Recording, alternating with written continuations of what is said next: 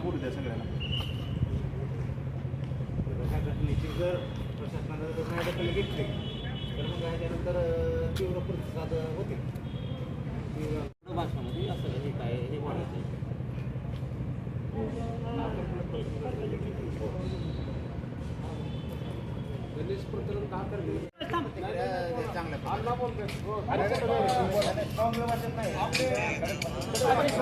हे परभणी येथे 10 डिसेंबर 2024 रोजी एका माथेफिरूने डॉक्टर बाबासाहेब आंबेडकरांच्या पुतळ्यासमोर संविधानाची प्रतिकृती आहे.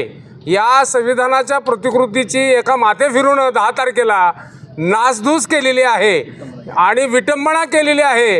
हे अतिशय निंदनीय आहे आणि प्रथमतः आम्ही त्याचा फुले शाहू आंबेडकरच्या उद्यान कृती समितीच्या वतीनं प्रथमतः आम्ही निषेध व्यक्त करतो आहे, जाहीर निषेध व्यक्त करतो आहे.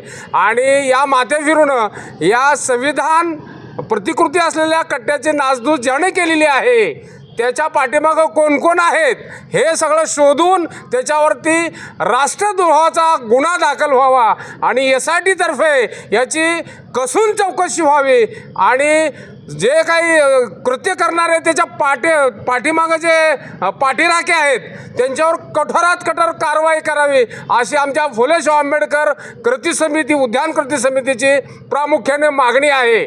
जय भीम.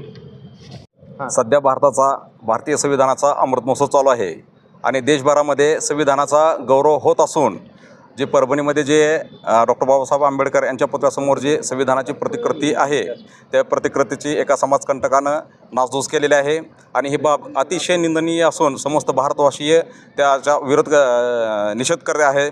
आणि जे आज जे सध्या भारतीय संविधानाचा अमृत महोत्सव चालू आहे त्या अमृत महोत्सवी वर्षामध्ये अशा घटना घडणे म्हणजे हे देशाचंच आपलंच नाही तर संपूर्ण देशाचं खूप मोठं प्रमाणात नुकसान आहे.